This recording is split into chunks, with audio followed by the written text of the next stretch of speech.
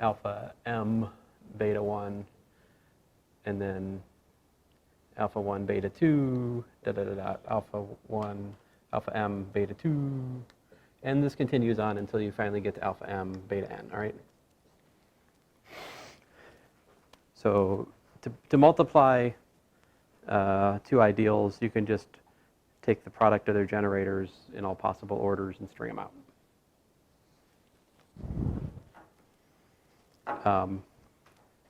So for principal ideals, it's easier. What's a principal ideal? Remember, it's generated by just one thing. So what this looks like for principal ideals, right? So if A is equal to, say, alpha, and B is equal to, say, beta,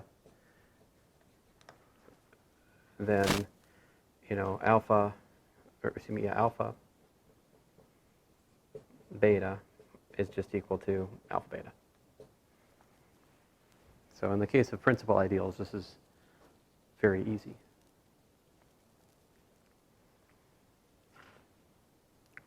So that's multiplication.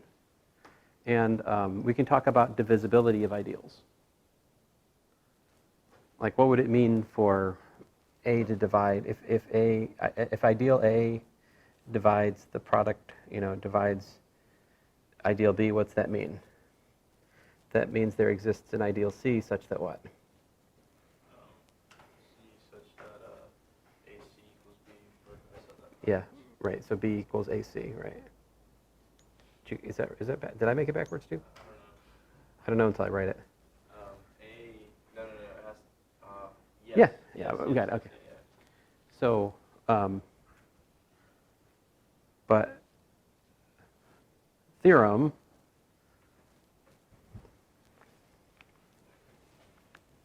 is that A divides B in this context.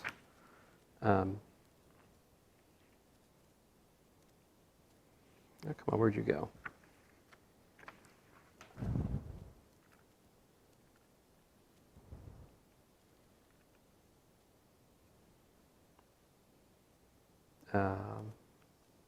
A is a superset of B.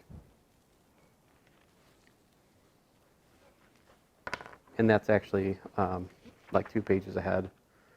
That's theorem 4.27. Part of it. A divides B means that A is containing B.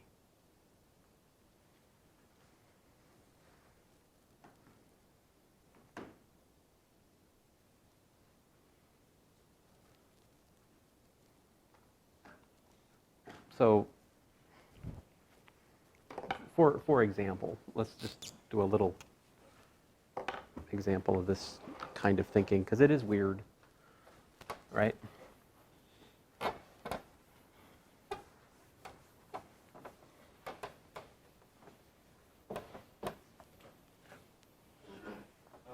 Set-wise, you're just taking components and multiplying them, but not really. You're just kind of putting elements together. Let's see here. So if we had, let's say we had 20. This is not quite where we are, but the way it works is the same, so I'm going to do this because it's easier. So like 20z times 10z is equal to, 200z. See,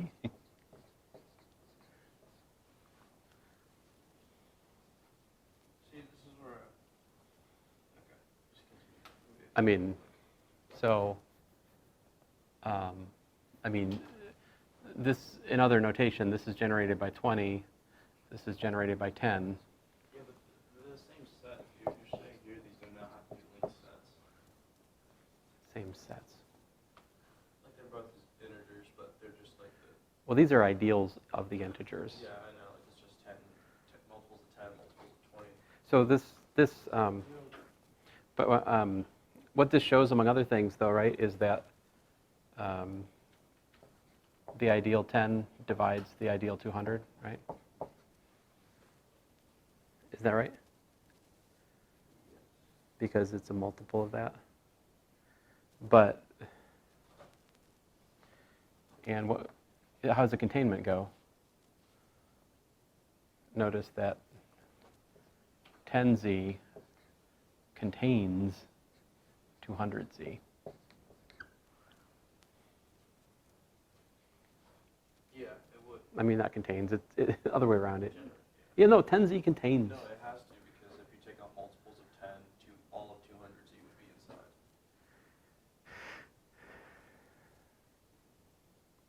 Yes. Yeah. So I'm having trouble verbalizing it.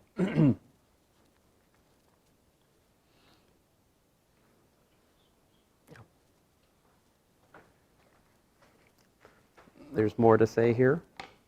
Other properties of the multiplication of ideals. So here's some theorems. One is that if you have A times B equal to the 0 ideal, that implies that A is the 0 ideal, or B is the 0 ideal. So that's kind of cool. And you also have commutative.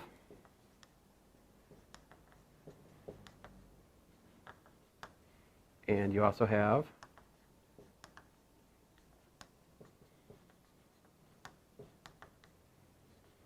associative. And then he goes on to talk about conjugate ideals, all right? So, like the conjugate ideal to A is alpha bar such that alpha is an A. So it's just that, conjugate Y is just what you think. And properties for the conjugate of ideal play nicely as well. Like the conjugate of the product is, guess what? It is the product of the conjugates. And if you take the conjugate twice, you get back where you start. I mean, so in other words, properties of the conjugate also follow through for ideals. All right?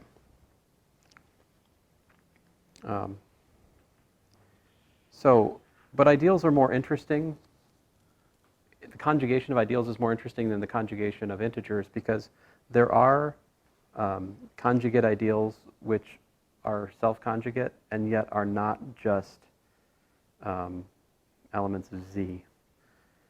Like, for example, you have 2 comma the square root of minus 14. The conjugate of that is 2 minus the square root of minus 14. And you can prove that that's equal to 2 comma the square root of minus 14. I won't do it, but you can.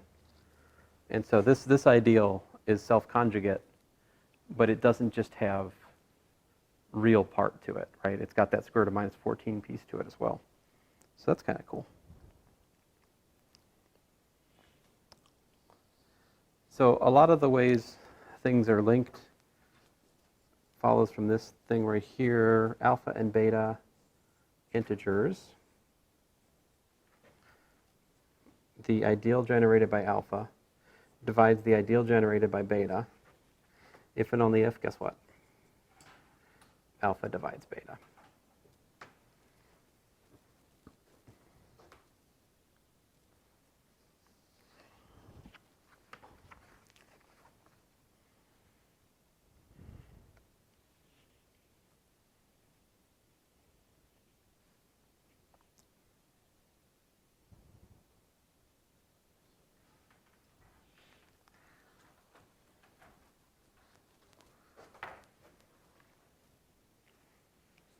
So finally, let me return to the example we started with today and show you how it's fixed with ideals.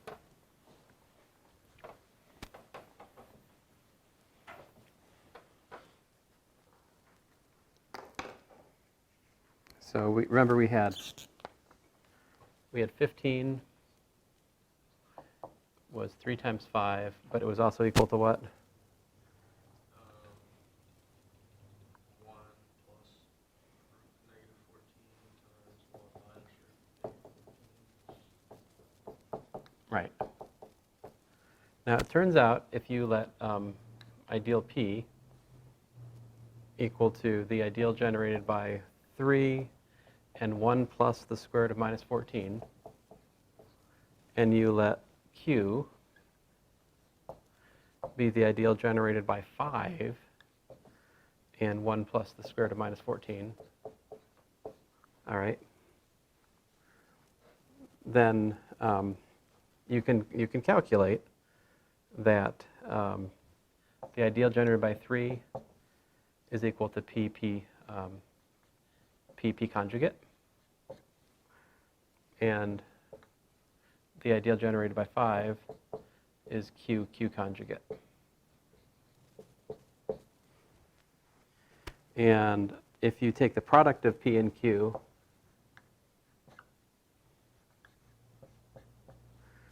you actually get 1 plus square root of minus 14 ideal. And if you take the conjugate, product of the conjugates, you get the conjugate ideal 1 minus square root of minus 14, like that. All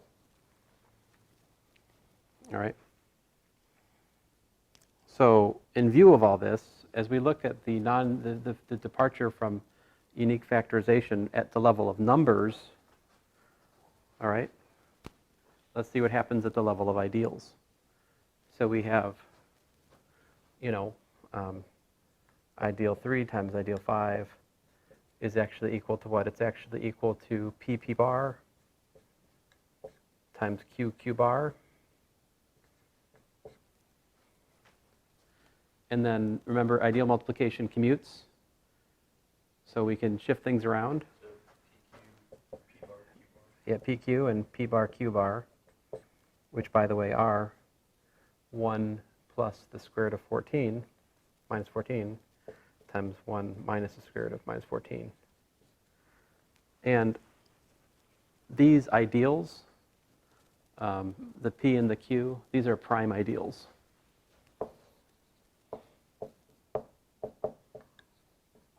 I know I haven't gotten into too much about like how to understand primeness for ideals, but it is just like we understood it for numbers. It means a prime ideal is one for which you you can't factor it, essentially.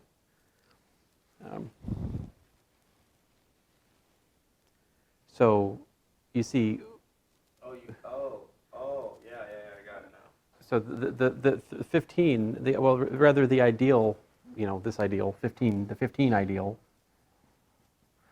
Yeah. it doesn't have different prime factorizations at the level of ideals. The prime factorization as a level of ideal is P bar, Q bar. You can rearrange those different ways, but no matter how you slice it, the prime factorization of the 15 ideal is just that. And so what we're looking at the level of numbers is just different choices of how to arrange those prime factors.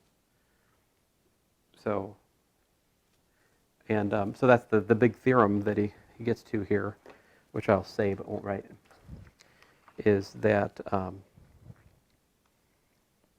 let's see here, it takes some time to get to it.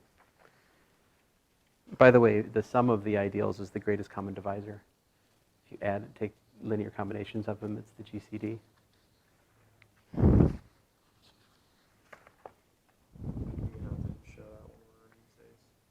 Yeah, that one's. Now he has another theorem. An ideal whose norm is prime in Z is a prime ideal. That's nice. That's a nice theorem. The following are equivalent: non-zero prime ideal, maximal ideal, and a proper ideal, such that whenever you factor it, one of the ideals is the unit ideal.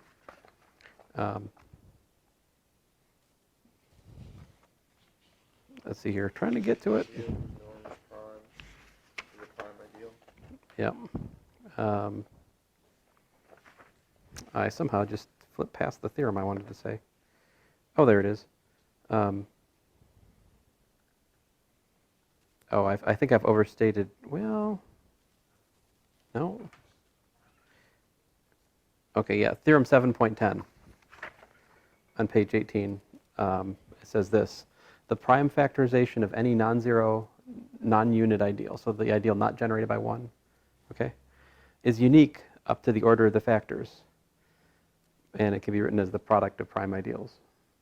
So if you have like P1 through PR are the product of prime ideals equal to your ideal A, then you got Q1 through QR is equal to the ideal A, then it must be that the P's and the Q's are the same, just shuffle. Just like prime factorization for integers, same thing for prime factorization of an ideal.